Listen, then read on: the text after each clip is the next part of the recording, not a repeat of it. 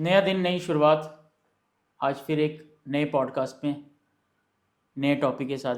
Caption आपने पढ़ा है, तभी आप हमारे चैनल में आए हैं, विज़िट किए हैं, उसके लिए आपका बहुत धन्यवाद।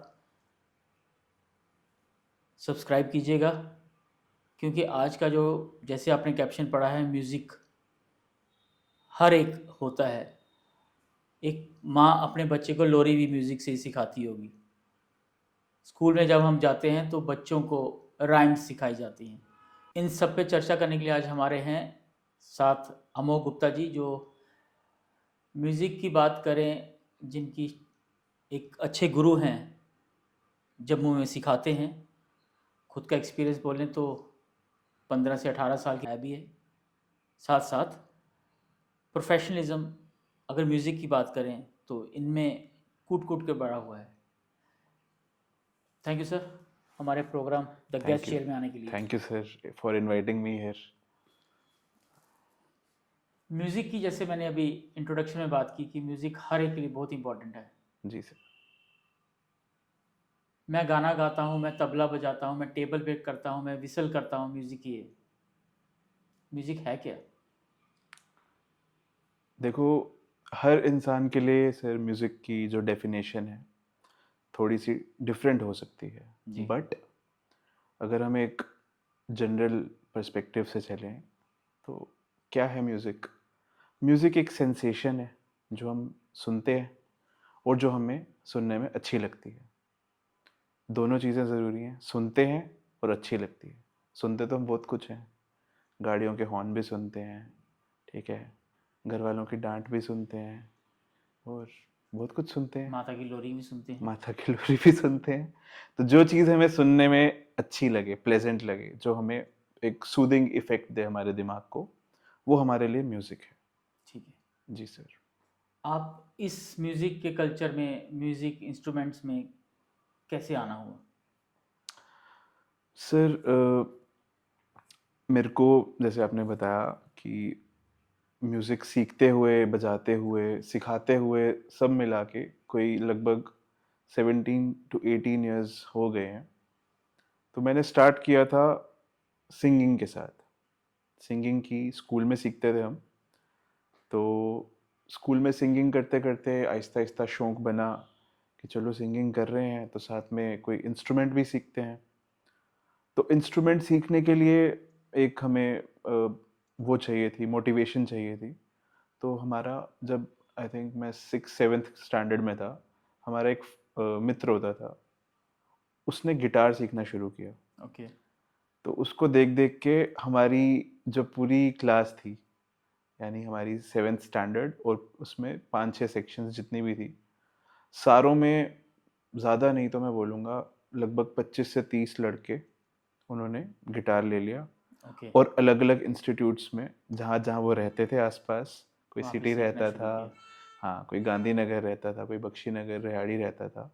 तो अपने नियर बाय इंस्टीट्यूट्स पे सबने जॉइन किया। 25 से 30 लोगों ने गिटार सीखना स्टार्ट किया। अब एक लड़का, उसने इंस्पायर किया 25 से 30 और लड़कों को सीखने के लिए एक इंस्ट्रूमेंट, ठीक है? तो ऐसा हमारे स्कूल में तो था और ऐसे जम्मू में पता नहीं कितने स्कूल थे। तो वो एक जो पीरियड था ना सर कि 2008 2006 से लेके 2008 तक के बीच, उस टाइम पे बहुत लोगों ने इंस्ट्रूमेंट सीखना शुरू किया, स्पेशली गिटार। और मतलब एक बूम था वो हमारे जम्मू में, यहाँ पे स्पेशली गिटार कल्चर में। हाँ। तो बूम होने की वजह से जो यहाँ पे जो भी बेच रहे थे इंस्ट्रूमेंट्स, उनको भी काफ़ी फ़ायदा हुआ और उनको एक मोटिवेशन मिली कि यार हाँ, यहाँ पे लोग खरीद रहे हैं। बट उन्होंने ना उस मोटिवेशन को, मुझे लगता है ऐसा कि शायद उन्होंने उसको कैपिटलाइज नहीं किया। वो जो इंस्ट्रूमेंट्स बेच रहे थे उसकी क्वालिटी, मतलब जो वो पहले बेच रहे थे बाद में भी उन्होंने वही बेचे सबको। तो उन्होंने कुछ नया प्रोडक्ट नहीं लाया, अच्छा प्रोडक्ट, बेहतर प्रोडक्ट नहीं लाया। तो उस चक्कर में जो थोड़ा एडवांस लर्नर था, जैसे अपनी बात नहीं करूँगा बट मेरे से सीनियर्स थे कुछ, 2-3 साल बड़े थे मेरे से स्कूल में ही। तो उन लोगों को जब कोई एक अच्छा इंस्ट्रूमेंट लेना होता था तो उनको यहाँ जम्मू में मिलता नहीं था। ठीक। तो उनको या तो चंडीगढ़ जाना पड़ता था या तो दिल्ली जाना पड़ता था, वहाँ से वो इंस्ट्रूमेंट अपने लेके आते थे। ठीक। तो अभी मैं तो बिगनर ही था उस टाइम पे, तो मुझे ये प्रॉब्लम फेस नहीं करनी पड़ी।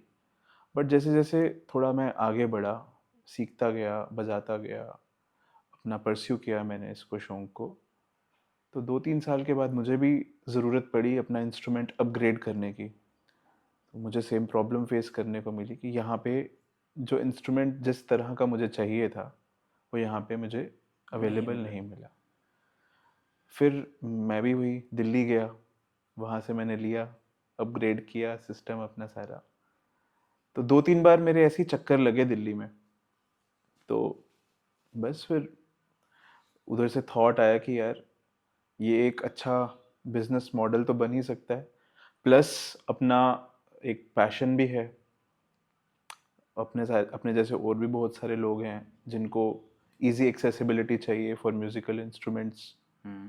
तो उनके लिए हम यहाँ पे एक इस तरह की शॉप खोलते हैं या शोरूम खोलते हैं, जो भी आप कहना चाहो, जहाँ पे वो लोग आएँ, उनको जिस तरह का भी इंस्ट्रूमेंट चाहिए वो हम उनको प्रोवाइड करें, अच्छे प्राइस पे प्रोवाइड करें, और बस जो नहीं है वो मंगवा भी लें और अच्छे प्राइस पे मंगवा लें। तो एक यही एक मोटिवेशन थी कि इस चीज़ को एक बिजनेस की तरह आगे लेके जाने की। मतलब कहीं ना कहीं आपने प्रोफेशनल और बिजनेस को इकट्ठा किया और कहीं ना कहीं लोगों की भलाई कर रहे हैं आप। भलाई का पता नहीं, लेकिन हाँ, अपनी भलाई तो मैं कर ही रहा हूँ। मतलब अपनी भलाई एज अ बिजनेस ओनर नहीं, बट एज अ पर्सन। अपना, अगर हो सकता है कि अगर मैं ये बिजनेस नहीं ओपन करता तो हो सकता है कि मैं भी म्यूज़िक से एक डिस्टेंस पे हो जाता, क्योंकि आजकल इतनी भाग दौड़ है सर, इतना कंपटीशन है, पैसे कमाने की इतनी वो है, चाह है। चाह है। कितने अभी तक आपने स्टूडेंट्स को प्रोफेशनली सिखा चुके हैं लगभग? सर ज़्यादा नहीं बोलूँगा, मेरे पास अभी तक लगभग लगभग 200 से 250 के बीच स्टूडेंट्स आए हैं और आ रहे हैं। कुछ ठीक है। स्टूडेंट्स ऐसे भी हैं जो स्टार्टिंग से मेरे साथ जर्नी में मेरे साथ लगे हुए हैं आज तक वो और साथ में। आज तक भी बीच बीच में आते हैं, साथ देते हैं। कुछ नए आते हैं, वो भी जुड़े रहते हैं। आजकल तो ऐसा हो गया सर कि अभी मेरी ज़्यादा एज नहीं है, ज़्यादा मतलब होता है ना कि बड़े पुराने गुरु हैं, वो वैसा नहीं है मेरा अभी। एज भी नहीं है ज़्यादा, बट ऐसा होता है कि जब मैं कहीं जाता हूँ ना, आजकल कहीं पे भी जाता हूँ, जी। तो वहाँ पे मुझे कोई ना कोई पकड़ लेता है। आपको स्टूडेंट मिल जाता है। हाँ, स्टूडेंट मिल जाते हैं या स्टूडेंट के पेरेंट्स मिल जाते हैं, तो वो अच्छा लगता है देख के। तो अगला क्वेश्चन ये रहेगा कि म्यूजिक के मेजर टाइप्स कौन कौन से होते हैं? टाइप्स तो सर ऐसे म्यूज़िक तो हमारी परंपरा में, हमारे कल्चर में, हमारे रिलीजन में, हमारे जो देवता थे, हमारे जो भगवान थे, तब से म्यूज़िक चल रहा है। हमारे गंधर्व, गंधर्व सारे हमारे, कोई भी देख लो आप, शिव जी देख लो, नारद जी देखें, नारद जी देख लो आप, सरस्वती माता देख लो, हमारे श्री कृष्ण, कृष्ण जी देख लो। 16 कला संपूर्ण। तो ऐसे तो जो संगीत बोलूँगा मैं बहुत प्राचीन है, जी। लेकिन जैसे जैसे टाइम आगे बढ़ता है तो लोग इसको अलग अलग तरह से परसीव करने लगते हैं। जी। तरह तो बहुत सारी है म्यूज़िक की। जैसे एक हमारा हिंदुस्तानी क्लासिकल म्यूज़िक है, एक हमारा वेस्टर्न म्यूज़िक है, हर देश का अपना अपना कल्चरल म्यूज़िक है, फोक म्यूज़िक है। आप उधर चले जाओगे कोलंबियन स्टेट्स में, अफ्रीकन स्टेट्स में, वहाँ पे अलग तरह का म्यूज़िक है। हमारे गोवा में चले जाओगे, वहाँ अलग तरह का म्यूज़िक है। तो टाइप्स तो आप समझ लो कि जितने जगहें हैं, जितने एरियाज़ हैं, हर जगह का अपना अपना कल्चरल म्यूज़िक, फोक म्यूज़िक तो है ही है। है ही। आप किस तरह का म्यूजिक ज़्यादा पसंद करते हैं और क्यों? सर मुझे तो पर्सनली अगर आप पूछो तो अ, ऐसा म्यूज़िक जिसमें मेरा इंस्ट्रूमेंट बज रहा है, मुझे वो म्यूज़िक ज़्यादा अच्छा लगता है। जैसे मेरा जो प्राइमरी इंस्ट्रूमेंट है वो है गिटार। अच्छा। तो जिस भी म्यूज़िक में गिटार बज रहा है, चाहे वो रॉक म्यूज़िक हो, चाहे वो मेटल म्यूज़िक हो, चाहे वो आजकल इंडियन फ्यूजन म्यूज़िक आया चाहे वो हो, तो जिस म्यूज़िक में गिटार बज रहा है, थोड़ा-सा अ, अलग सा स्पेसिफाइड सुनाई दे रहा है, तो वो म्यूज़िक मुझे पसंद है। बाकी जिसका जो इंस्ट्रूमेंट हो, उसको वो म्यूज़िक ज़्यादा ही अच्छा लगेगा, वो तो है ही है। Okay sir. एक म्यूजिशियन के लिए इंस्ट्रूमेंट का क्या इम्पोर्टेंस होता है? ओके। सर जैसे हम बात कर रहे हैं, हमारा गला है, हमारा गला भी एक इंस्ट्रूमेंट है, ठीक है। ठीक है? अब एक इंस्ट्रूमेंट जब अकेला बजता है, तो उसकी वैल्यू इतनी नहीं पता चलती है हमें। उसी तरह जब हमारा गला अकेला बजता है या गाता है, तो इतना कोऑर्डिनेटेड फ़ील नहीं होता है, इतना अच्छा फ़ील नहीं होता है, इतनी सुंदर जितनी उसकी आवाज़ होनी चाहिए, उतनी सुंदर सुनाई नहीं देती है। ठीक। तो जब हम उसमें एक म्यूज़िक का एक और इंस्ट्रूमेंट जोड़ देते हैं, चाहे वो कोई भी इंस्ट्रूमेंट हो, चाहे आप टेबल के ऊपर टैप भी कर रहे हो ना, तो वो भी आपकी जो आवाज़ है ना, उसको एक अकम्पनीमेंट देता है और उसकी जो वैल्यू है, उसकी जो क्वालिटी है, उसको वो और निहार देता है।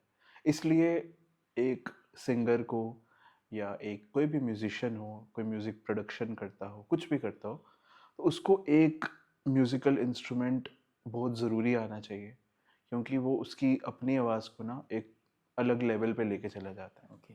जी सर। बात करें हम लोग इंस्ट्रूमेंट के बीच बेसिक फ़र्क कैसे समझा जा सकता है? थोड़ा सा उसको क्लियर कीजिएगा।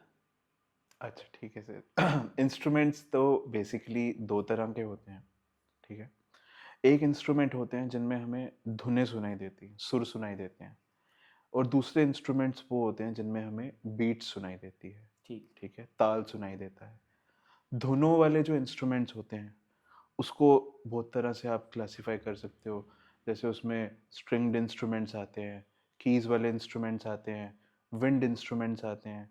स्ट्रिंग्ड इंस्ट्रूमेंट्स में आपका गिटार्स आते हैं, वायलिन्स आते हैं, चेलोज़ आते हैं, बेस आता है। उसके बाद आपका वीणा आता है, आपका सितार आता है।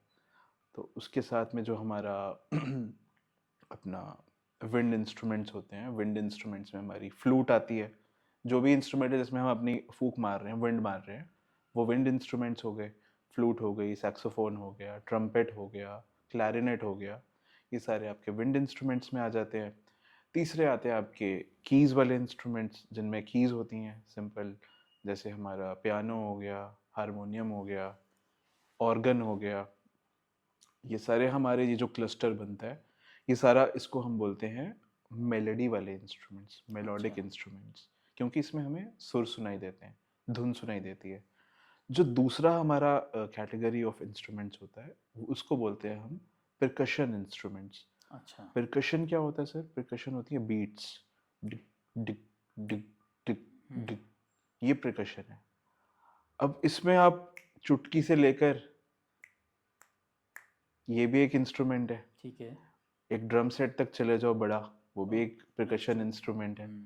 उसमें आप डमरू ले लो, ढोल ले लो, तबला ले लो, ढोलक ले लो, ये सारे हमारे परकशन इंस्ट्रूमेंट्स में चाहे आ टेबल जाते का टॉप ले लो, हैं। टेबल का टॉप ले लो, बच्चे जो डेस्क पे जाते हैं, बिल्कुल। पहला इंस्ट्रूमेंट जब सबका जनरली वही होता है, वही होता है। वही होता है,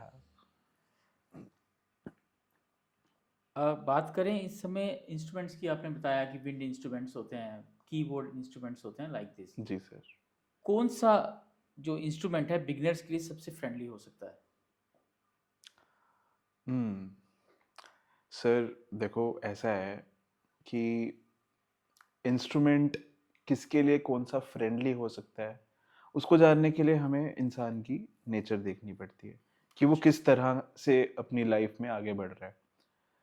अगर तो कोई इंसान, कोई बच्चा है सपोज, स्कूल में पढ़ रहा है, ठीक है, उसकी लैंग्वेज बहुत अच्छी है, उसकी सिंगिंग थोड़ी अच्छी है, वो गाता है, नेचुरली गाता है, तो उसके लिए एक मेलोडिक इंस्ट्रूमेंट जो है वो ज़्यादा सूटेबल रहता है फॉर ठीक है। स्टार्टिंग। ठीक है। अब मेलोडिक में बहुत सारे आते हैं, जैसे विंड इंस्ट्रूमेंट्स आते हैं, की इंस्ट्रूमेंट्स आते हैं।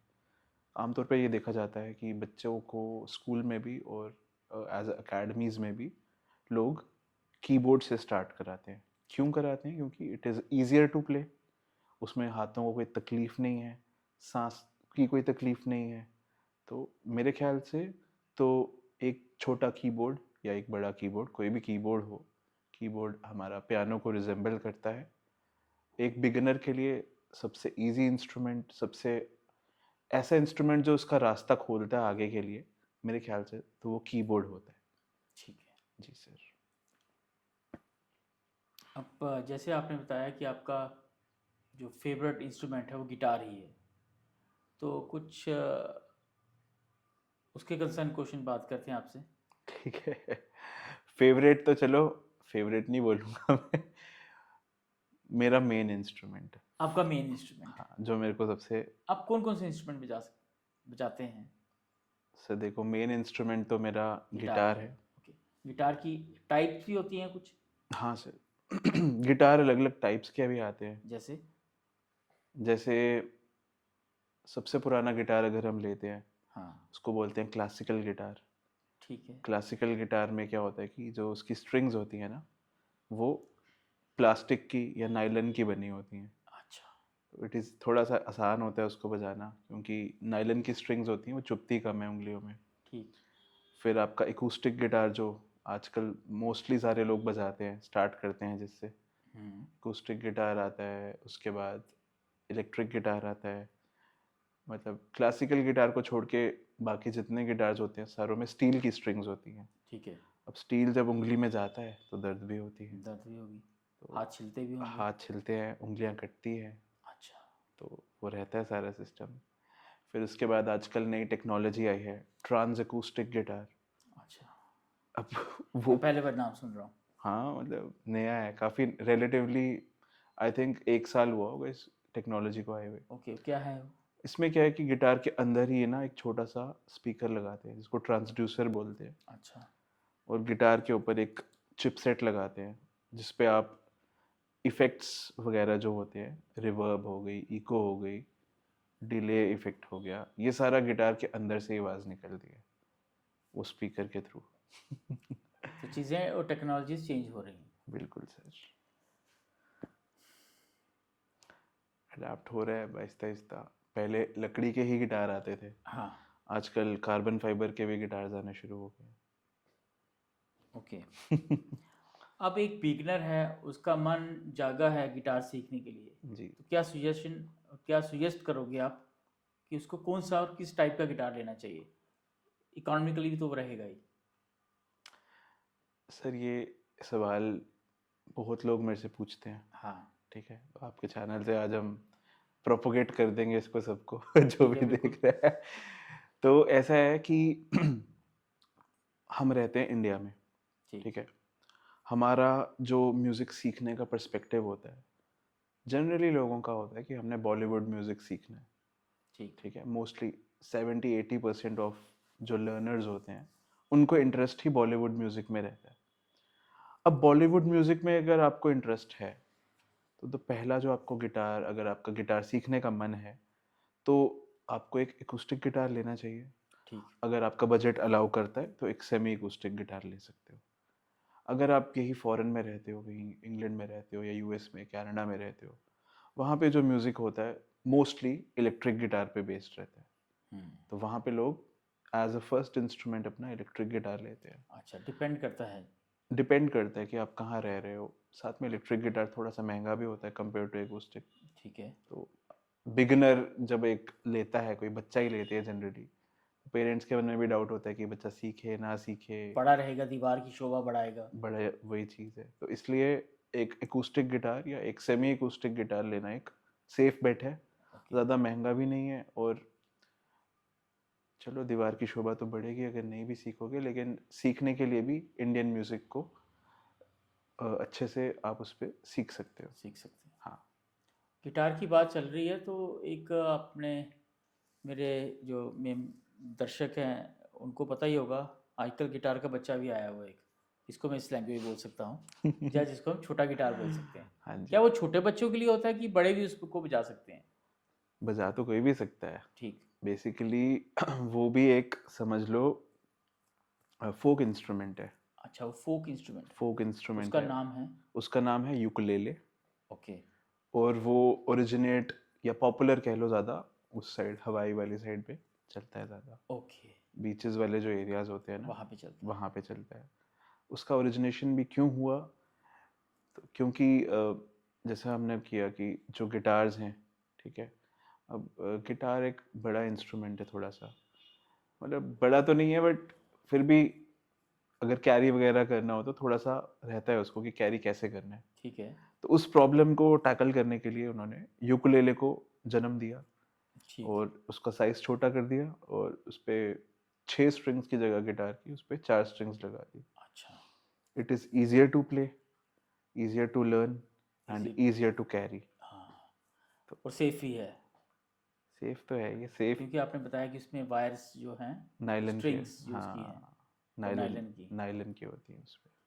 अच्छा, लेकिन बजा कोई भी सकता है, बजा मतलब कोई भी सकता है। आइडियल ये है कि छोटे बच्चों को अगर गिटार सीखने का मन है तो उनको यूकुलेले पे स्टार्ट करा सकते हैं, इन द बट वो उस बच्चे की एज होगी 5 साल, चार पाँच से पाँच 6 साल, छः 5-6 सात साल साल की। हाँ। क्योंकि छोटा बच्चा शायद वो इतना बड़ा कैरी भी नहीं कर पाएगा या उसको संभाल भी नहीं सकता, हाँ ऐसा वो भी है। बड़ा रहता है ना सर थोड़ा, वो गिटार तो बड़ा ही रहेगा छोटे बच्चे के लिए। अच्छा, तो यूकुलेले थोड़ा छोटा है तो इजी टू प्ले है, इजी टू रीच है, वो चीज़ है। अगर आपकी बात करें, क्योंकि आप गिटार की ही बात करें, आपका मेन इंस्ट्रूमेंट है, पर्सनली आप किस पे ज़्यादा बजा के आपको खुशी मिलती है, जिसमें आप ज़्यादा कंफर्टेबल होते हो? किस तरह के गिटार पे? किस तरह के गिटार पे, किस गिटार पे, किस तरह के गिटार पे?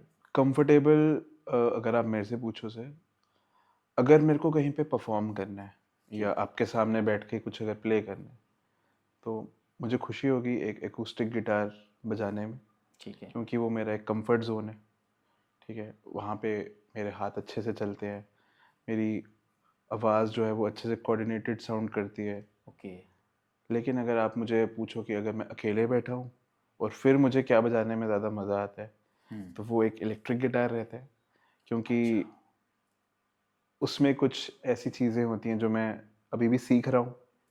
ठीक है, वो मेरा कंफर्ट जोन नहीं है बट मुझे वो सिखा रहा है। तो I will be happy to play electric guitar when I am alone. और अगर एक ग्रुप ऑफ पीपल है तो मुझे एकूस्टिक बजाने में मज़ा आता है। दोनों में मतलब I am very comfortable, okay, but वो है, सिचुएशन अलग अलग है। सिचुएशन अलग अलग है। हाँ हाँ। Right, right, right. Guitar setup में स्ट्रिंग्स, पिक्स, एम्पलीफायर क्या रोल अदा करते हैं? तो ये बड़ा स्पेसिफिक क्वेश्चन है गिटार के रिलेटेड। जी, ठीक है, I will be very happy to answer that. क्या होता है सर, स्ट्रिंग्स जो होती हैं वो गिटार की टोन को डिफाइन करती है, ठीक है, कि आपके गिटार में से थिक आवाज़ आ रही है, पतली आवाज़ आ रही है, प्लस गिटार की प्लेबिलिटी को भी डिफाइन करती है। अच्छा, अगर स्ट्रिंग्स ज़्यादा मोटी हैं तो वो आपकी उंगलियों में ज़्यादा दर्द देंगी, लेकिन वो साउंड भी ज़्यादा बेसी देंगी, थोड़ी कंप्लीट साउंड देंगी। ठीक है, तो वो प्रायोरिटी होती है आपकी कि आपको कैसी साउंड चाहिए, कंफर्ट चाहिए या बेस चाहिए, दोनों में फ़र्क रहता है। उसके बाद अलग अलग मटेरियल्स की स्ट्रिंग्स आती हैं, स्टील की आती हैं, स्टील की तो खैर होती हैं। उसके ऊपर वाइंडिंग कौन सी है आपकी, ब्रॉन्ज की है, फॉस्फर की है, निकल की है, वो अलग अलग तरह के गिटार्स पे अलग अलग तरह की स्ट्रिंग्स लगाते हैं। एकूस्टिक पे जनरली ब्रॉन्ज और फॉस्फर ब्रॉन्ज लगती है, इलेक्ट्रिक पे निकल रहती है, और नाइलन पे तो हमने देखा, क्लासिकल पे तो नाइलन स्ट्रिंग्स रहती हैं। ओके, आ जाते हैं पिक्स पे, तो पिक्स भी सर बहुत तरह की होती हैं। अब पिक्स तो बड़ा एक पर्सनल अफेयर है कि आपको किस तरह की पिक पसंद है। कुछ लोगों को पतली पिक्स पसंद होती हैं। पतली picks they are easy to strum with, strum का मतलब होता है एक रिदम बजाने के रिदम लिए। बजाना, तो पतली पिक्स जो है they are ideal for playing rhythm. थोड़ी मोटी पिक्स जो होती हैं वो हाइब्रिड की तरह काम करती हैं, वो आप रिदम के लिए भी यूज़ कर सकते हो और मेलोडीज बजाने के लिए भी यूज़ कर सकते हो, ठीक जिसको है, हम गिटार की टर्म्स में कहते हैं लीड बजाना। अच्छा, लीड बजाने के लिए भी यूज़ कर सकते हो। और बड़ी ज़्यादा मोटी जो पिक्स होती हैं वो आइडियल रहती है हमारी लीड बजाने के लिए ज़्यादा। एम्पलीफायर, एम्पलीफायर भी तरह तरह के आते हैं। कुछ गिटार्स होते हैं इलेक्ट्रिक गिटार्स पे ही ज़्यादातर लोग लगाते हैं एम्पलीफायर्स। तो अलग अलग साउंड्स होती हैं, क्लीन साउंड होती है एम्पलीफायर्स में, क्रंच साउंड होती है, ओवरड्राइव, डिस्टॉर्शन, मेटल साउंड होती है, बहुत तरह की साउंड्स होती हैं। वो आपके टेस्ट के ऊपर है कि आपको किस तरह का म्यूज़िक बजाना है या सुनना है, तो वो आप साउंड अपने अपने एम्पलीफायर में सिलेक्ट कर सकते हो। ओके। जी सर।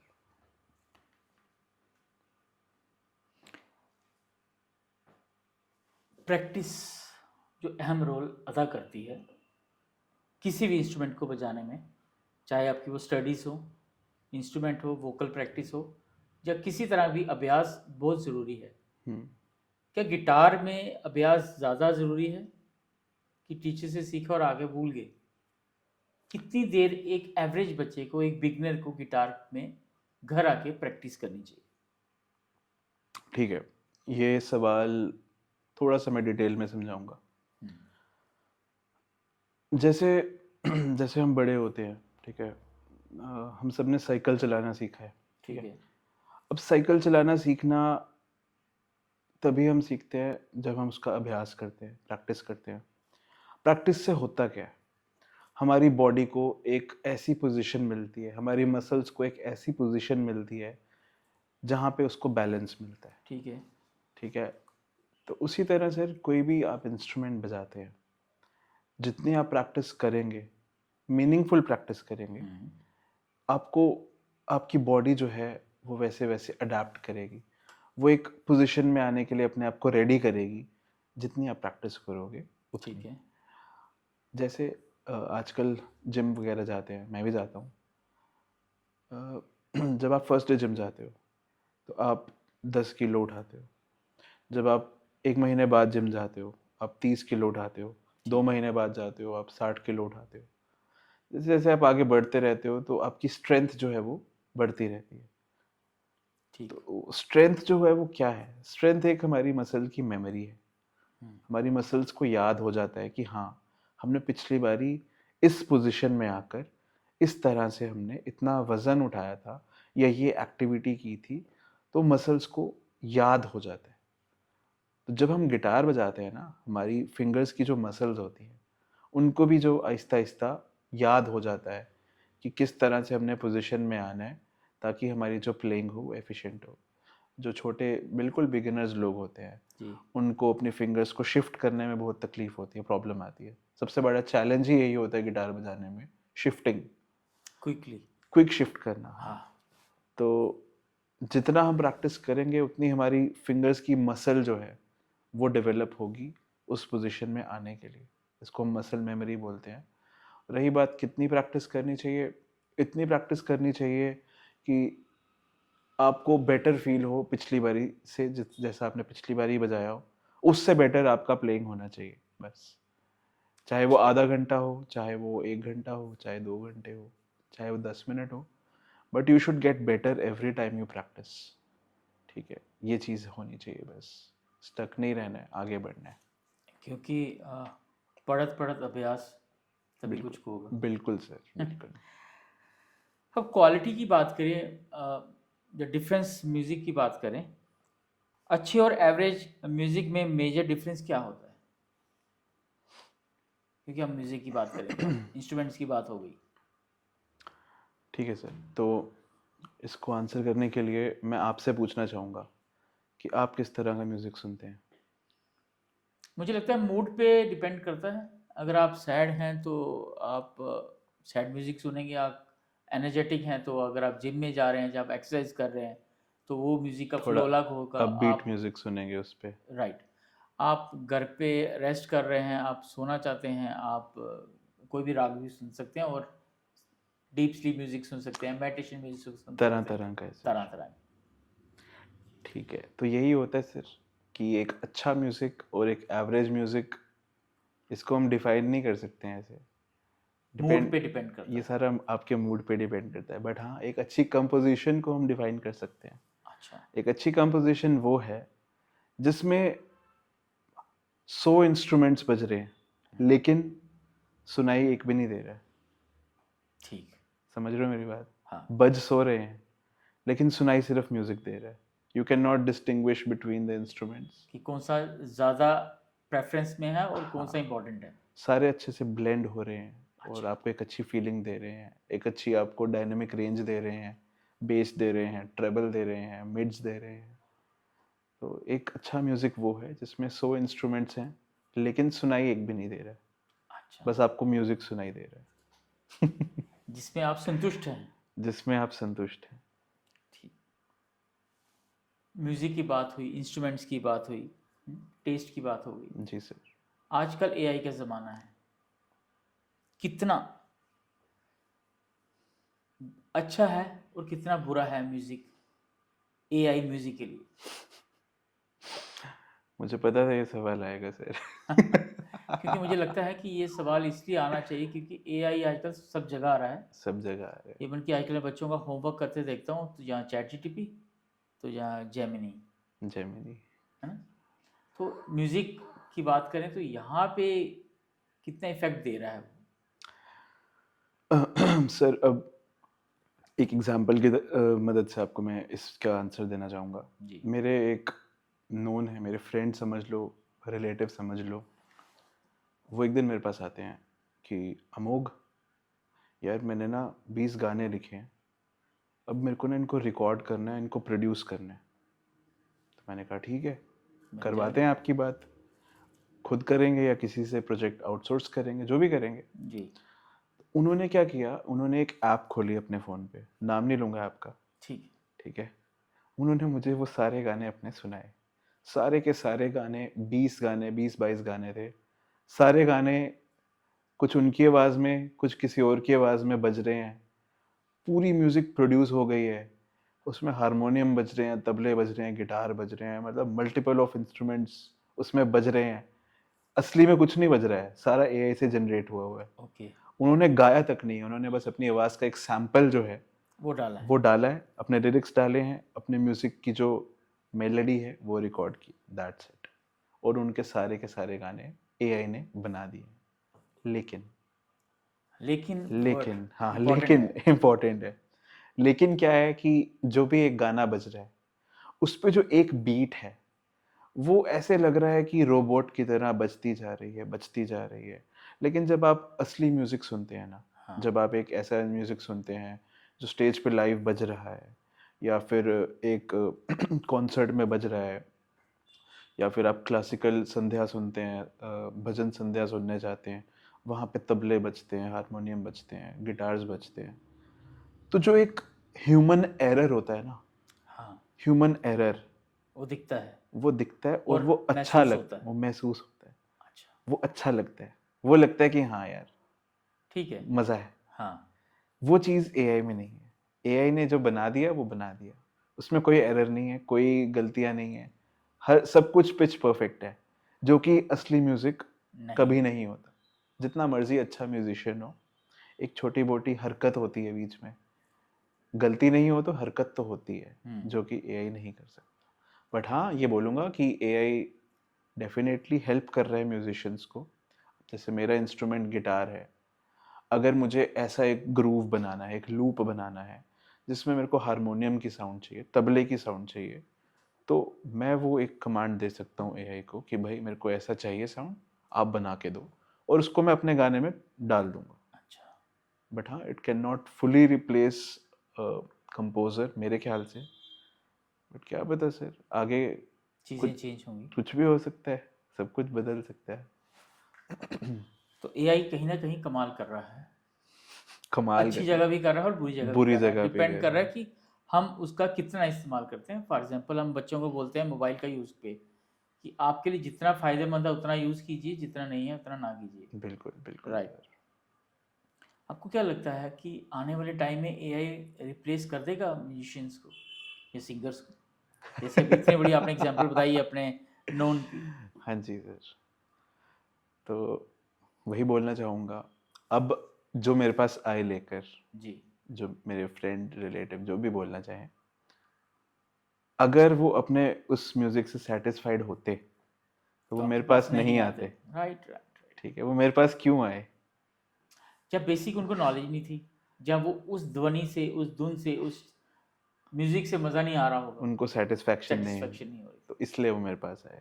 तो एआई 100% तो नहीं रिप्लेस कर सकता म्यूजिक, जो आजकल के म्यूजिशियंस हैं, क्योंकि जब आप किसी कॉन्सर्ट में जाते हैं ना सर, हो सकता है जो आजकल आप देखो कि एआई बैंड्स बन रहे हैं, एआई आर्टिस्ट बन रहे हैं, एआई की वीडियोस बन रही हैं कि अपने आप ही लोग गा रहे हैं। हाँ, आजकल आपकी आवाज़ लगा के कोई गाना बना दे, बहुत लोगों की, बड़ा सेलिब्रिटीज़ की कुछ हो रहा आवाज़ है। लगा के आजकल लोग गाने बना रहे हैं। तो वो सब तो ठीक है, फन के लिए ठीक है, लेकिन जो एक असली एसेंस है ना म्यूजिक की सर, जब आप एक लाइव किसी को देखते हो परफॉर्म करते हुए, ठीक है, असली जो म्यूजिक की एसेंस है वो तब फील होती है जब आप किसी को भी, किसी भी आर्टिस्ट को जो आपका इंटरेस्ट है, चाहे वो एक सितार वादक हो, तबला वादक हो, गिटारिस्ट हो, वायलिनिस्ट हो, कोई भी हो, ड्रमर हो, जब आप उसको देखोगे अपने सामने बैठे हुए और अपना इंस्ट्रूमेंट बजाते हुए या गाते हुए, तो आपको लग जाएगा पता कि यार नहीं, this is the real deal. AI वो चीज़ नहीं नहीं कर कर सकता।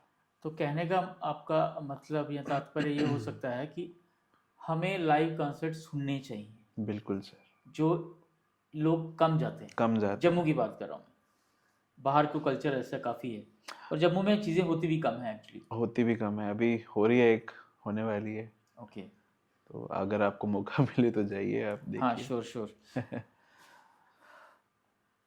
विद्यार्थी अध्यापक का एक ऐसा रिलेशन होता है जो सदियों से चलता आ रहा है और सदियों चलता रहेगा। जी गुरु सर। शिष्य परंपरा जिसको हम बोलते हैं। हाँ जी। गुरु शिष्य परंपरा या कल्चर का म्यूजिक में क्या इम्पोर्टेंस है? मुझे ऐसा लगता है कि जितने भी आर्ट फॉर्म्स हैं सर, चाहे वो संगीत हो, चाहे नृत्य हो, चाहे ड्राइंग हो, आर्ट एंड क्राफ्ट हो, जो भी है, जो आर्टिस्टिक फील्ड्स होती हैं ना सर, उसमें एक स्टूडेंट अपने गुरु से जितना कनेक्टेड रहता है, उतना शायद ही किसी और फील्ड में रहता होगा। ठीक।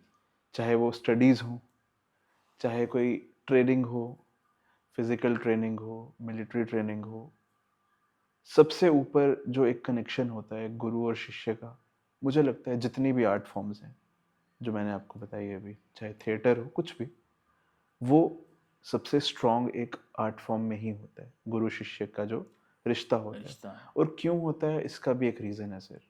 जो भी गुरु होता है ना, वो जितने भी अपने स्टूडेंट्स हैं, हमेशा गुरु यही चाहता है कि हमारा स्टूडेंट जो है वो अच्छा करे, आगे बढ़े, ठीक है, हमसे सीख के हमारा नाम रोशन करे। एक गुरु को उसी में खुशी मिलती है। अच्छे गुरु को। अच्छे इसको गुरु मैं थोड़ा सा क्लियर करूंगा। अच्छे गुरु को। अच्छे गुरु को, चलो ठीक है। मेरी नज़र में तो सारे अच्छे हैं सर। बाकी चलिए, कुछ चीज़ें चेंज आप हो सकती हैं। आप एक्सपीरियंस्ड हैं ज़्यादा, तो आपको पता होगा। जी। हाँ, बट हाँ, एक गुरु जो एक आर्टिस्टिक फील्ड में जब आ जाता है, तो उसको लालच कम होता है।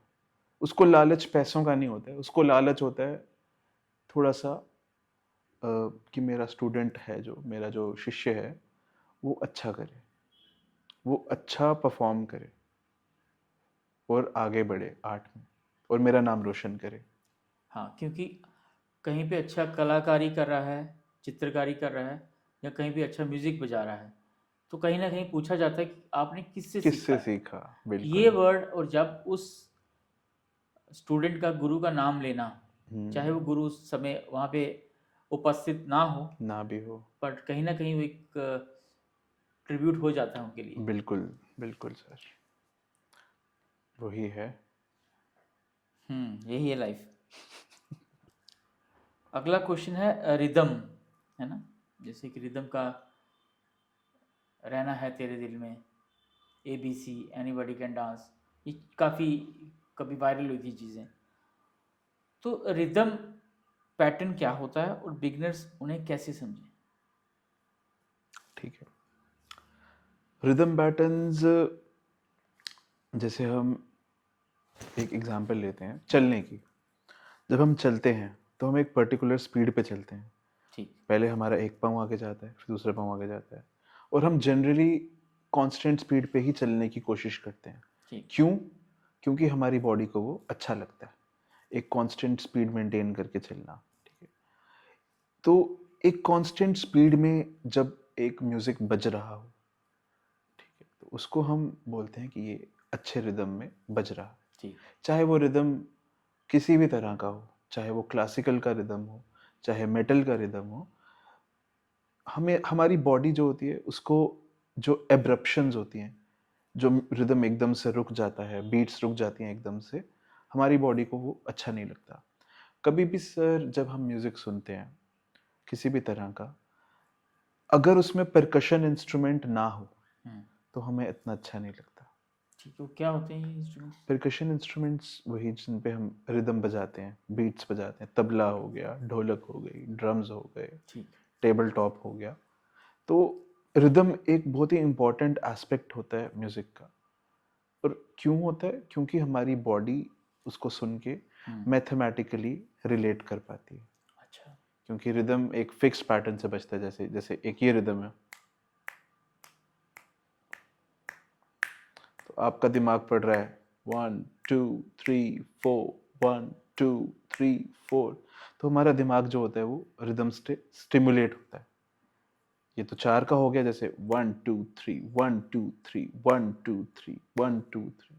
तो दिमाग जब स्टिमुलेट होता रहता है थोड़ा थोड़ा, तो हमें अच्छा फील होता है। अच्छा। इसलिए जो रिदम होता है हमारे म्यूजिक के लिए बहुत ज़रूरी है। और अगर परकशन इंस्ट्रूमेंट्स हमारे म्यूजिक में हो तो वो म्यूजिक साउंड भी जो है वो बेटर करता बेटर है। करती है। हाँ जी। टाइमिंग और ग्रुप डेवलप करने का सबसे बेस्ट तरीका क्या है और आसान? अगेन, हमारी बॉडी है, हमारे दिमाग से हमारे हर बॉडी पार्ट जो है वो कनेक्टेड है। ठीक। तो जब भी हम अपनी बॉडी में कोई मोशन लाते हैं, हमारा दिमाग ऑटोमेटिकली उसको कोशिश करता है कि वो एक रिदम में चले। जैसे जब हम चलते हैं तो हमारे पाँव चलते हैं एक पर्टिकुलर स्पीड पे, ठीक। तो हमारा दिमाग उनको ऑर्डर दे रहा होता है कि इसी स्पीड पे चलो, ये मुझे अच्छा लग रहा है, ये मुझे अच्छा फील करा रहा है। जी। उसी तरह जब हम स्नैप करते हैं अपनी फिंगर्स को, ये ठीक। आप भी रिलेट कर पा रहे हो, मैं भी रिलेट कर मुझे तो पा रहा अच्छा हूँ, भी लग रहा है। अच्छा भी लग रहा है, और हमारे कैमरामैन भी रिलेट कर पा रहे होंगे शायद हाँ बिल्कुल। कि ये रिदम है, उनके दिमाग को अच्छा लग रहा है। अब रिदम को अच्छा कैसे करें, ग्रूव डेवलप कैसे करें, उसके लिए बहुत सारी टेक्निक्स हैं। पर्सनली मैं आपको जिस तरह से मैं प्रैक्टिस करता हूँ, मैं अपने दिमाग को स्टिमुलेट करता हूँ बिना किसी इंस्ट्रूमेंट के, अपनी बॉडी पार्ट को यूज़ करके। अच्छा। एक तरीका होता है यही स्नैपिंग। 1 2 3 4 5, 1 2 3 4 5, 1 2 3 4, 1 2 3 4। एक इस तरह से आप अपना रिदम डेवलप कर सकते हो। अच्छा। दूसरा, आप अपने टोज़ को यूज़ कर सकते हो। जैसे आप बैठे हो ऐसे, शायद मेरे टोज़ ना आ रहे हो वीडियो में, बट अपनी हील्स को टैप करके या अपने टोज़ को टैप करके आप एक अच्छा रिदम समझ सकते हो। कर सकते हो या बिल्कुल कर सकते हैं। और जब आप एक अच्छी प्रैक्टिस कर लो स्नैपिंग की या टैपिंग की अपने टोज़ की, उसी के ऊपर इसको हम सबकॉन्शियस लेके जाके इसी के ऊपर हम अपना ग्रूव भी बना सकते हैं। जैसे 1 2 3 4 5, 1 अच्छा। 2 3 4 5। मेरे टोज पे 4 बीट्स बज रही हैं, अच्छा। लेकिन मेरे मुंह से 5 बीट्स निकल रही हैं।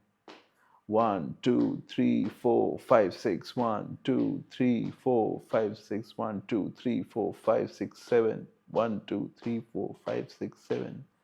अब जो मेरे टोज टैप हो रहे हैं वो रिदम में हो रहे हैं, और वो सबकॉन्शियसली हो रहे हैं, हाँ।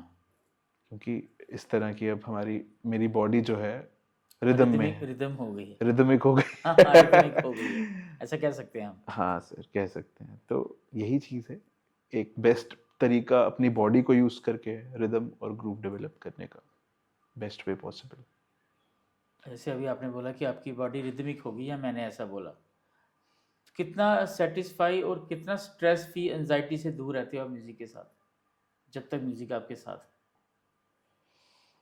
काफ़ी सर, काफ़ी ज़्यादा। मैं एक शुक्रगुजार हूँ इस चीज़ के लिए कि मैं इस कला को, इस आर्ट फॉर्म को सीख रहा हूँ, कर रहा हूँ, इस्तेमाल कर रहा हूँ, सिखा रहा हूँ। क्योंकि कई बार क्या होता है, इंसान फंस जाता है ऐसी सिचुएशंस में जो स्ट्रेस इंड्यूस करती हैं उसके लिए। ठीक। तो कुछ लोग अलग अलग तरह से स्ट्रेस को डील करते हैं। कुछ लोग स्ट्रेस को एब्जॉर्ब करते रहते हैं, एब्जॉर्ब करके और स्ट्रेस आउट होते रहते हैं, डिप्रेशन की तरफ चल पड़ते हैं। कुछ लोग होते हैं वो नशों की तरफ चल पड़ते हैं, जिससे अगेन ठीक। बॉडी खराब होती है, लिवर दिमाग सब कुछ खराब होता है। तो अगर मैं अपने स्ट्रेस को यहाँ पे चैनलाइज कर रहा हूँ, एग्जाम्पल देता हूँ, एक एग्जाम्पल्स काफ़ी देता हूँ मैं, नहीं, ये मेरा एग्जाम्पल। टीचिंग मेथड ऐसे ही है, ओके। तो मेरे को एग्जाम्पल देना अच्छा लगता है। जी। एक बार क्या हुआ कि एक पर्टिकुलर पीस ऑफ म्यूजिक था जो मैं ट्राई कर रहा था सीखने का, और I was unable to learn that thing, क्योंकि बहुत ज़्यादा डिस्ट्रैक्टेड था मैं कुछ चीज़ों से। तो सडनली क्या होता है, एक दिन ना कुछ ऐसी चीज़ हो जाती है जिससे एकदम से बहुत स्ट्रेस इंड्यूस हो जाता है मेरे अंदर, मतलब प्रेशर आ जाता है, फाइनेंशियल कुछ चीज़ ऐसे होती है। ठीक। तो अब मैं फ्रस्ट्रेटेड तो था, मैं घर आता हूँ, मैं अपना इलेक्ट्रिक गिटार उठाता हूँ, अच्छा। अपना एम्प ऑन करता हूँ और मैं शुरू हो जाता हूँ बजाना। 3-4 घंटे मैंने गिटार बजाया अच्छा। लगातार। मेरी उंगलियां जो थी वो, समझ लो फिंगर टिप्स, मेरे जो फिंगर प्रिंट्स होते हैं वो गायब हो गए थे। अच्छा। और लेकिन by the end of that session, that 3-4 hour session, focus मेरा इतना ज़्यादा था कि जो एक पीस ऑफ म्यूजिक था जो मैं नहीं कर पा रहा था, मैंने वो कर लिया। कर लिया। अच्छा। तो स्ट्रेस भी गया। 4 घंटे आप गिटार बजाओ से स्ट्रेस दूर दूर तक नहीं दिखेगा आपको। गिटार क्या, कोई भी इंस्ट्रूमेंट, कोई किस भी, तरह की आर्ट फॉर्म जिसमें एनी आर्ट आप। फॉर्म, यस यस, कोई भी आर्ट फॉर्म जो हम करते हैं प्रैक्टिस, 4 घंटे आप लगातार अगर आप अपने आर्ट फॉर्म पे दे रहे हो तो स्ट्रेस तो नहीं आएगा। ठीक। प्लस आपने जो चीज़ करने की कोशिश की थी पहले जो नहीं हो रही थी वो भी हो वो गई। भी हो गई। तो एक बड़ा अच्छा जरिया होता है सर। मेरे लिए म्यूज़िक है, आपके लिए अपना चित्रकारी, हर और एक के अलग अलग। हर किसी के लिए अलग अलग रहता है सर। मुझे लगता है आज का जो सेशन चल रहा है थोड़ा सा लंबा होने वाला है, बट कहीं ना कहीं फ्रूटफुल होगा आप सबके लिए जो म्यूज़िक लवर्स हैं, या बच्चों की बात करते हैं, या जो म्यूज़िक सीखने वाले हैं, एस्पिरेंट्स बोल सकते हैं आप। उनको क्या एडवाइस देंगे, उनको जो अभी अभी म्यूज़िक सीख रहे हैं? ओके, बच्चों को मैं यही एडवाइस दूंगा कि देखो, म्यूज़िक एक ऐसी चीज़ है जो हम सारों के अंदर इनहेरिटेड है, क्योंकि हमारे जितने देवी देवता, हमारे पूर्वज जो भी हैं, अगर आप किसी और रिलीजन से या कम्युनिटी से भी बिलोंग करते हो, तो आपके भी पुराने जो पूर्वज हैं या कोई आपके गुरु हैं जो भी हैं, सारों ने म्यूज़िक को इनहेरिट किया है, उसको इस्तेमाल किया है, उसको प्ले किया है, उसको as a art form exploit किया है। तो ऐसा नहीं सोचना है कि मेरे से नहीं होगा, होगा। थोड़ा टाइम ज़्यादा लग सकता है, थोड़ी प्रैक्टिस ज़्यादा लग सकती है, थोड़ी मेहनत ज़्यादा लग सकती है, बट कोई भी चीज़ अगर आप कोई भी आर्ट फॉर्म की तरफ चल पड़ो, चाहे वो म्यूज़िक है, चाहे वो डांस है, चाहे वो आर्ट एंड क्राफ्ट है, ड्राइंग है, स्केचिंग है, तो आप कर सकते हो। थोड़ा टाइम ज़्यादा लग सकता है, but you will be there, you will reach there, यही कहना चाहूँगा सर।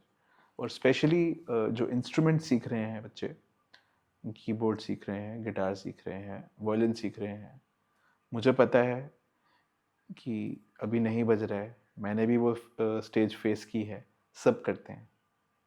ऐसा कोई इंसान नहीं होता जो वो गिटार की स्ट्रिंग्स वाली दर्द महसूस नहीं करता और वो सोचता है कि यार मेरे से बजेगा या नहीं क्या बजेगा। तबले वाली थाप नहीं महसूस करता हो? हाँ बिल्कुल, कुछ भी, कहीं भी ले सकते हैं हम। कोई भी, हाँ।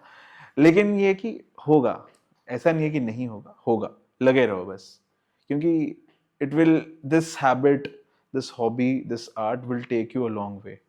ये आपको जीने के लिए मोटिवेट करेगी, आगे बढ़ने के लिए मोटिवेट करेगी। तो प्रैक्टिस बहुत ज़रूरी है। प्रैक्टिस तो ज़रूरी है। नए बच्चे हैं, म्यूज़िक सीखते वक्त, प्रैक्टिस करते वक्त सबसे ज़्यादा गलती क्या करते हैं? हम गिटार की बात करेंगे, जो आपको कॉमनली देखने को मिलती होगी। जनरली जो सबसे ज़्यादा कॉमन मिस्टेक बच्चे करते हैं या कोई भी लर्नर करता है, मेरे ख्याल से वो होता है उसका पोस्चर, अच्छा, बैठने का पोस्चर और गिटार को होल्ड करने का पोस्चर, ठीक है। पिक को पकड़ने का पोस्चर, अपने लेफ्ट हैंड को यहाँ पे फ्रेटिंग बोर्ड पे रखने का पोस्चर। मेन पोस्चर ही होती है ऐसी चीज़ जो मिस्टेकनली चली जाती है, गलत हो जाती है प्रैक्टिस में। तो वही चीज़ एक गुरु के लिए एक शिष्य के लिए, एक लर्नर के लिए गुरु होना इसलिए ज़रूरी है मेरे ख्याल से कि वो जो आपका पोस्चर है ना, आपकी पूरी बॉडी का जो गिटार के साथ कांटेक्ट हो रहा है और आप कैसे बैठ रहे हो, किस पोस्चर में आप पकड़ रहे हो इंस्ट्रूमेंट को। गुरु का सबसे मेन काम लर्निंग में मेरे को ऐसा लगता है कि वो पोस्चर सुधार। पोस्चर को सही रखना है, मेंटेन करना है। क्योंकि आजकल हमारे रिसोर्सेज बहुत हैं सर, जिस पे कोई भी सीख सकता है, लेकिन आपको कोई फीडबैक नहीं देगा वो रिसोर्सेज से, नहीं दे पाएगा जब तक आप फिजिकली उसके सामने प्रेजेंट नहीं हो इंसान के। तो आपको फीडबैक नहीं मिलेगा कि आप कहाँ गलती कर रहे हो। गलत करते।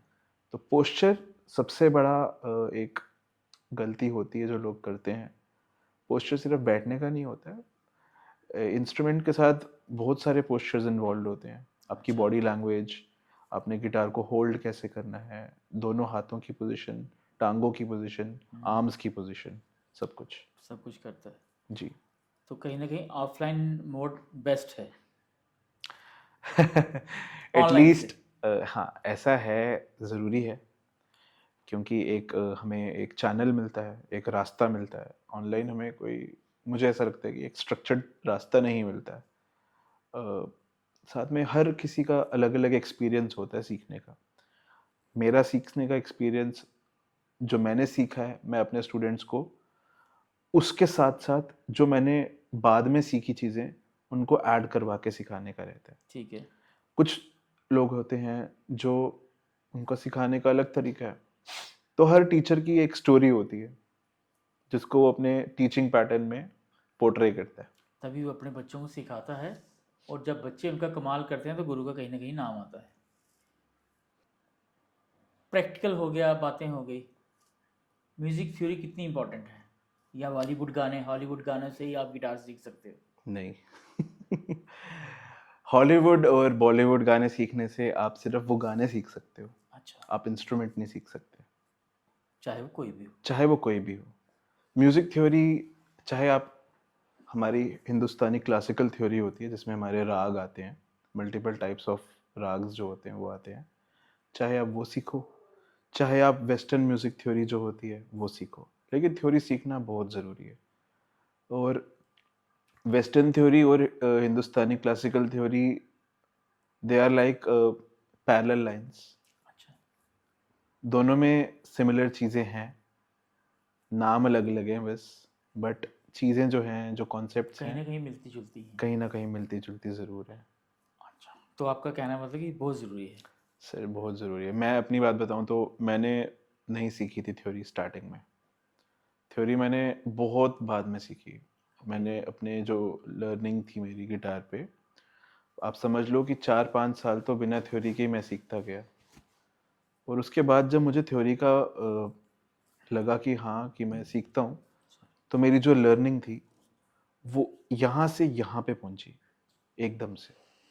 मतलब बदलाव आया। बहुत ज़्यादा, बहुत ज़्यादा। मैं यही बोलता हूँ अपने बच्चों को कि बच्चों, मेरे को जो चीज़ सीखने में 15 साल लगे हैं, मैं चाहता हूँ कि तुम वो चीज़ें 15 महीनों में सीख जाओ, या और कम टाइम में सीख जाओ। 15 हफ्तों में सीख लो। 15 हफ्तों में सीख जाओ, हाँ। एक गिटारिस्ट को थ्योरी सीखना कितना ज़रूरी हो सकता है? जैसे अभी आपने बताया कि ज़रूरी तो होती है। बिल्कुल सर। एक गिटारिस्ट अगर चाहे तो, नोट्स भी एक वर्ड सुना मैंने, नोट्स होते हैं हमारे, जी। वायलिन बजा रहे होते हैं, बड़े लाइव कंसर्ट देखते हैं तो वहाँ पे देख के बजा रहे होते हैं, वो क्या चीज़ है? क्या वो थ्योरी का पार्ट है? वो थ्योरी का ही पार्ट है सर। वो नोटेशंस होती हैं हमारी। ओके, वो एक लैंग्वेज, आप समझ लो, एक लैंग्वेज है। जैसे शॉर्ट हैंड हो गई, हाँ, बस लिपि हो गई, किस तरह की लिपि कैसे? है, उसको हम बोलते हैं स्टाफ नोटेशन। अच्छा, ठीक है, जो एक म्यूजिक में एक वाइडली यूज लैंग्वेज है, उसको स्टाफ नोटेशन बोलते हैं। एक स्पेसिफिक लैंग्वेज गिटार्स के लिए होती है, उसको हम बोलते हैं टैब्स। अच्छा, तो टैब्स पढ़ना तो खैर काफ़ी इजी होता है। अच्छा, ईज़ी होता है। स्टाफ नोटेशन भी रिलेटिवली इतनी भी मुश्किल नहीं है, बट हाँ थोड़ी सी मुश्किल है। मुश्किल नहीं है, अलग है। अलग है। सीखना चाहो तो आप 5-7 दिन में स्टाफ नोटेशन पढ़ना भी सीख सकते हो। वो रिप्रेजेंटेशन है म्यूज़िक की लैंग्वेज की, म्यूज़िक की थ्योरी की। और एक गिटारिस्ट को तो थ्योरी सीखना बहुत ज़रूरी है सर। ज़रूरी है। क्यों ज़रूरी है? जो एक की वाला इंस्ट्रूमेंट है, जैसे कीबोर्ड है, पियानो है, हारमोनियम है, जी, उस पे आपके जो नोट्स हैं, नोट्स क्या होते हैं? Notes are different sound frequencies जो म्यूज़िक में हम यूज़ करते हैं। हाँ, तो जो एक की इंस्ट्रूमेंट है, उसमें सारे के सारे नोट्स आपके सामने हैं। आप देख के पहचान सकते हो कि कौन सा नोट कौन सा है। अच्छा, लेकिन गिटार में ऐसा नहीं होता। गिटार में आपको ढूंढना पड़ता है कि कहाँ पे है कौन सा नोट, क्योंकि उसमें आपकी ट्यूनिंग्स अलग अलग होती हैं, सारी स्ट्रिंग्स की पोजीशंस जो हैं वो अलग अलग होती हैं। तो मैं तो कहूँगा कि कोई भी इंस्ट्रूमेंट आप सीख रहे हो तो थ्योरी तो ज़रूर सीखो। ज़रूर सीखी। हाँ, कितनी सीखनी है वो डिपेंड करेगा आपके इंस्ट्रूमेंट पे, आपके शौक पे, बट एटलीस्ट बेसिक्स जो हैं वो सीखने ही चाहिए, और आने भी चाहिए। आने भी चाहिए। टाइमिंग, टेम्पो और रिदम पैटर्न कैसे डेवलप किए जाते हैं? हम्म, वही जैसे हमारी बात हुई अभी इस बारे में, टाइमिंग, टेम्पो, रिदम पैटर्न्स, ये सारी चीज़ें जो है ना, ये हमारा एक क्लस्टर में आ जाती है जिसको हम बोलते हैं रिदम। हिंदी में उसको बोलते हैं ताल। अच्छा, जैसे हमने सुना है 3 ताल, 3 ताल। ता, धिन, धिन, धा। अब टेम्पो क्या है? टेम्पो होता है स्पीड ऑफ द रिदम। ठीक। रिदम क्या होता है? जैसे मैंने आपको बताया, जब हम स्नैप कर रहे हैं 1 2 3 4 5, 1 2 3 4 5, कितनी बीट्स आप ले रहे हो एक ग्रूव के अंदर, उसको बोलते हैं हम रिदम। रिदम। और तीसरा स्केल, एक अलग चीज़ आ जाती है। स्केल हमारा मेलोडिक कंपोनेंट ऑफ म्यूजिक में आ जाता है। स्केल क्या होता है? Scale is collection of notes. अच्छा, ठीक है, समझ लो जैसे हमारा नोट्स होते हैं, हमारे फ्रीक्वेंसीज, डिफरेंट साउंड फ्रीक्वेंसीज जो हम म्यूजिक में यूज करते हैं, and collection of those frequencies, collection of those notes, musical notes is called a scale. मुझे लगता है जितना हम एक बच्चे को गिटार बजाते देखते हैं या कोई इंस्ट्रूमेंट बजाते हैं, अगर हम उसको डिटेल में, जैसे मुझे लगता है मेरे दर्शक जो इस समय सच में इंस्ट्रूमेंट सीखना चाहते हैं, अ, आप सबको थैंक्स करना चाहिए अनोख सर का कि जो आपको इतनी अच्छी चीज़ें सिखा रहे हैं और डीपली सिखा रहे हैं। और थैंक्स आपका भी सर, अभिजीत सर का। आपने मुझे बुलाया है यहाँ पे, मुझे बोलने का मौका दिया, अपनी बात रखने का। नहीं सर, हमारा इस चैनल का माटो ही यही है कि हम अच्छी चीज़ और रा चीज़, परफेक्ट चीज़ बता सकें। Thank you so much. Sir, good melody, bad melody, है ना, में थ्योरी के हिसाब से क्या डिफरेंस होता है? आज हम जो क्वेश्चंस पूछ रहे हैं बड़े डिफरेंट क्वेश्चंस हैं। अगर आप बाकी यूट्यूब चैनल्स में जाके अगर शायद इस तरह के पॉडकास्ट, म्यूज़िक अगर आप सुनोगे, शायद ये चीज़ें आपको, मुझे लगता नहीं मिलेगी सर। ठीक है सर। तो हम स्केल्स पे बात कर रहे थे। जी, जैसे स्केल क्या होता है? स्केल होता है ग्रुप ऑफ नोट्स। ठीक है, अब कितने नोट्स होते हैं, कितने सुर होते हैं? There are infinite number of notes. अच्छा, बट हमारी जो म्यूजिक थ्योरी हमें बताती है कि देयर आर 12 प्राइमरी नोट्स अच्छा, जिनको हम म्यूजिक में आमतौर पे यूज करते हैं। ठीक, 12 नोट्स, 12 सुरें, 12। अच्छा, 12 सुर। हम 7 सुर सुनते थे आज तक। हाँ, 7 सुर सारे गामा पादा नहीं सा भाई, वो वो कुछ और है। कुछ और चीज़ है। हाँ, बट हाँ हम उससे उसको रिलेट कर सकते हैं। सारे गामा पाधा नी जो है वो पोजीशंस होती हैं, ओके। ठीक है। जो भी हम बात कर रहे थे स्केल्स में, जी जी। स्केल्स में पोजीशंस होती हैं, उनको सारे गामा पाधा नी बोलते हैं। सा होती है हमारी पहली पोजीशन, ओके। रे होती है दूसरी, फिर गा होती है तीसरी, मा होती है फोर्थ, पा होती है फिफ्थ, धा होती है सिक्स्थ, नी होती है सेवन, और फिर सेवन के बाद हमारा वापस से फर्स्ट पोजीशन आ जाती है। अच्छा। ये पोजीशंस हैं, ये अलग कॉन्सेप्ट है। ठीक। स्केल क्या होता है? स्केल। स्केल होता है हमारा एक क्लस्टर, एक ग्रुप ऑफ नोट्स, ठीक है, अच्छा। From the 12 notes which are predefined. 12 notes जो हैं टोटल, उनमें से कुछ नोट्स अगर हम निकालें और उनका एक ग्रुप बना दें, उसको हम बोलेंगे स्केल। अब वो नोट्स कितने होते हैं? मेजरली 7 होते हैं। 12 में से 7 निकालते हैं हम और उसको हम स्केल बना देते हैं, ठीक है सर। ठीक। इसलिए जो सारेगामा पाधा नी है, नी। 7 पोजीशंस जो हैं वो डिफाइंड है, क्योंकि जितने भी स्केल्स होते हैं उनमें मेजरली 7 नोट्स एग्जिस्ट करते हैं। ठीक। लेकिन 9 नोट्स वाले स्केल्स भी होते हैं, 10 नोट्स वाले भी होते हैं, 5 नोट्स वाले भी होते हैं, तो होते हैं वो। तो आपका जैसे सवाल था एक अच्छी मेलोडी। मेलोडी और एक बुरी हाँ मेलोडी जी, में हाँ क्या जी। फ़र्क है। जैसे मैंने आपको बताया सर कि there are infinite number of notes, right. But out of those infinite number of notes अच्छा। वी हैव आइडेंटिफाइड 12 अच्छा। जो हमारे मेजरली यूज़ होते हैं। चाहे हम हिंदी इंडियन क्लासिकल की बात करें या फिर हम मॉडर्न वेस्टर्न म्यूजिक थ्योरी की वेस्टर्न बात म्यूजिक। करें, दोनों में ही 12 नोट्स को ही डिफाइन किया गया है, अच्छा। ठीक है। अब इन 12 नोट्स को क्यों डिफाइन किया गया है कि इनमें से अगर आप कोई भी ग्रुप ऑफ नोट्स उठा लो और उनको एक मेलोडी में डाल दो, तो depending upon the mood, depending upon the situation, अच्छा। वो साउंड अच्छा करेंगे। एग्जाम्पल देता हूँ, हमारा हिंदुस्तानी, एग्जाम्पल साहब। हाँ आप क्या करें सर, अब आदत हो गई है बिल्कुल, एग्जाम्पल से मुझे लगता है उदाहरण से ही सीखा जाता है। बिल्कुल सर। जी। अब हमारा हिंदुस्तानी क्लासिकल म्यूजिक है, इसमें जो स्केल होते हैं ना, ठीक। स्केल्स को इसमें हम बोलते हैं राग, अच्छा। राग बोलते हैं, ठीक है। अब स्कूल टाइम पे हमने सीखा था राग भोपाली, शायद आपने भी कभी सुना हो इसके बारे मैं में। राग यमन सुनता हूँ क्योंकि मेरे को सुनने में आया या मैंने कहीं पढ़ा था कि राग यमन सुनने से माइंड काफ़ी रिलैक्स रहता है। ये मैं शायद अपना एक्सपीरियंस बता रहा हूँ। तो जितने भी राग होते हैं ना सर, राग भोपाली, जी। आप राग कौन सा बता रहे हैं? राग यमन। या राग यमन, एक राग भैरवी होता है, भैरव, हाँ भैरवी। बहुत जी सारे होते हैं, मतलब मेरे ख्याल से 20-25 राग तो डिफाइंड हैं ही हैं। जी। हो सकता है थोड़े कम हो, बट मेरे ख्याल से काफ़ी राग हैं। तो ये राग क्या हैं? They are just different combinations, different cluster of notes selected अच्छा। From those 12 notes. उन 12 नोट्स में से ये 7 उठा लिए तो ये राग भोपाली बन गया, कोई और एक दो नोट्स बीच में से चेंज कर दिए तो वो राग भैरव बन गया, अच्छा। एक दो नोट्स चेंज कर लिए तो राग यमन। राग यमन बन गया। तो ऐसा कहते हैं हमारे हिंदुस्तानी क्लासिकल में कि हर राग को सुनने का एक स्पेसिफिक टाइम होता है। हाँ।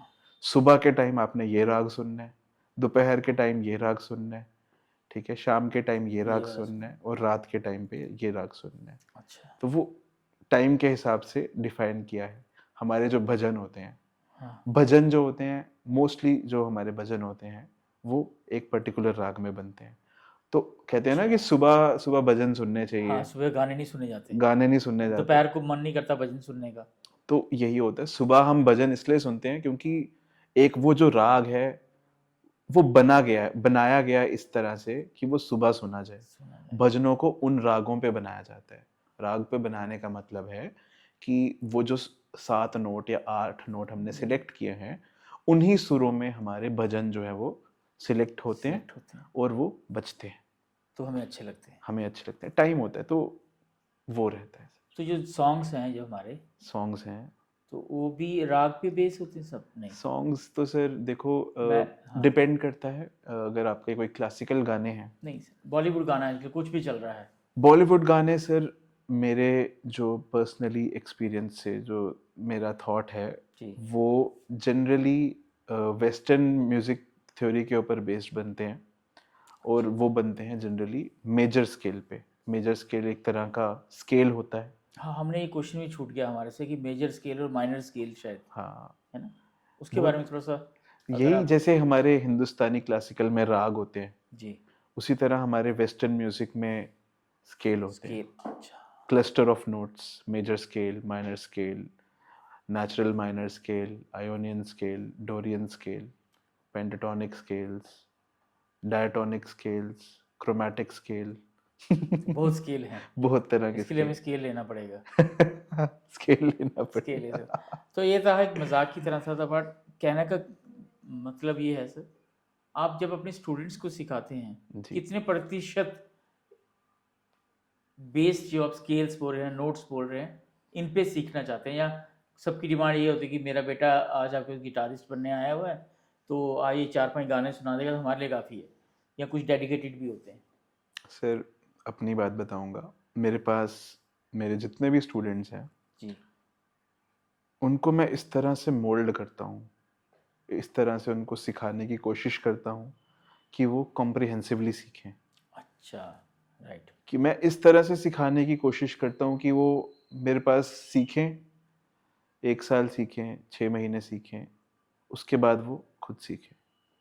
और वो चीज़ करने के लिए थ्योरी सिखाना बहुत ज़रूरी है। तो आप सिखाते हैं? मैं बिल्कुल सिखाता हूँ। कुछ होते हैं बच्चे जो नहीं सीखना चाहते हैं, ज़बरदस्ती उनको मैं सिखाने की कोशिश करता हूँ, बट कुछ चलो, नहीं। कुछ होते हैं जो नहीं सीखते, बट मोस्टली मेरे जितने भी स्टूडेंट्स हैं, मैं अपने आप को बहुत बड़ा नहीं बोलूँगा सर। मैं अभी बहुत छोटा हूँ इस फील्ड में, जी, म्यूज़िक की फील्ड में, इस कला की फील्ड में। लेकिन मेरी कोशिश ये है कि जो मैं अपने स्टूडेंट्स को सिखा रहा हूँ, जो मैं अपने बच्चों को पढ़ा रहा हूँ, वो उनको बाकी जितने स्टूडेंट्स हैं और शिक्षकों के पास जो जुड़े हुए हैं, जी, उनसे थोड़ा-सा एक अलग तरह से डिफ़ाइन करते हैं, क्योंकि उनको मैंने थ्योरी और प्रैक्टिकल का एक ब्लेंड सिखाया होता है इस तरह से, अच्छा, जिससे वो ज़्यादा अच्छे से चीज़ों को परसीव कर सकते हैं। कर सकते हैं। हाँ जी। आपने बताया काफ़ी देर से आप म्यूज़िक के साथ जुड़े हुए हैं ना?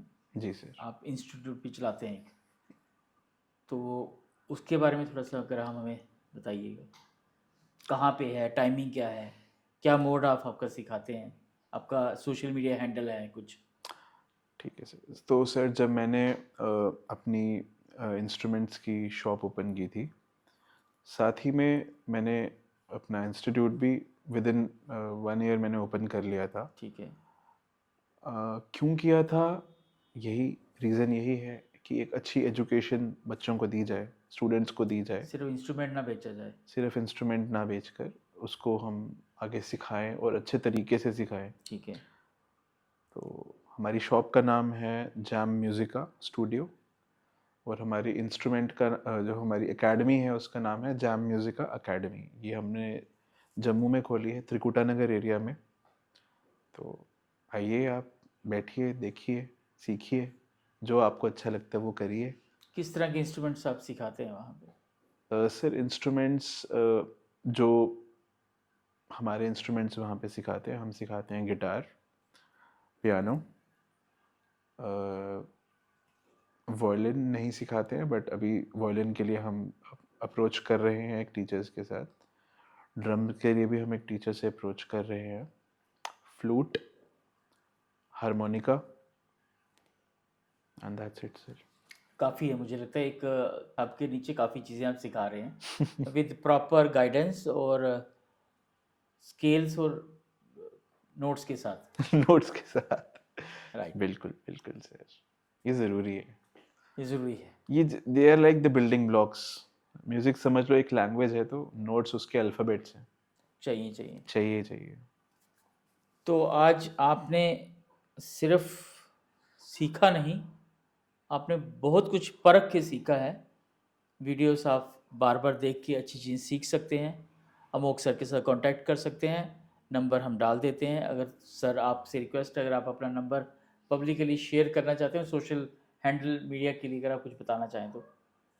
तो हमारा इंस्टाग्राम पे हैंडल है जैम म्यूजिका स्टूडियो के नाम से, JAMMUSICASTUDIO। और कॉन्टैक्ट नंबर लिंक कर देंगे या बोल देते हैं? आप बोल दीजिए, हम लिंक भी कर देंगे सर। चलो मैं बोल देता हूँ, 9622103512। किसी भी तरह की रिक्वायरमेंट हो आपकी म्यूज़िक को लेकर, चाहे वो इंस्ट्रूमेंट को लेकर हो, चाहे वो लर्निंग को लेकर हो, चाहे प्रोडक्शन को लेकर हो, तो आप मेरे साथ कॉन्टैक्ट कर सकते हैं। तो अगर आपके अंदर चाह है कुछ करने के लिए म्यूज़िक इंडस्ट्री में, म्यूज़िक के लिए, अगर आप वैसे ही सीखना चाहते हैं जो अगर आप बचपन के शौक पूरे ना कर सके वो बचपन में आके पूरे कीजिएगा। Thank you so much sir, आप हमारे पॉडकास्ट में आए थे गेस्ट चेयर में। Thank you so much sir. Sir आपको थैंक यू, आपने मुझे बुलाया और मेरे साथ पेशेंस रखी, इतनी देर तक मेरी बातें सुनी। अच्छी चीज़ें सुनी हमने और हमारे दर्शकों ने भी सुनी। चलो सर, आई होप सबको पसंद आए ये कॉन्वर्सेशन हाँ बिल्कुल सर, और फ्रूटफुल हो सबके लिए। सबके लिए। और मुझे लगता है कि अच्छी चीज़ें सबको पसंद आती हैं जो डेडिकेटेड हैं इंस्ट्रूमेंट्स और म्यूज़िक को लेके। चलो सर, ठीक है। So thank you so much. Next time फिर एक नई शख्सियत के साथ द गेस्ट चेयर में आपकी और हमारी मुलाकात होगी। धन्यवाद।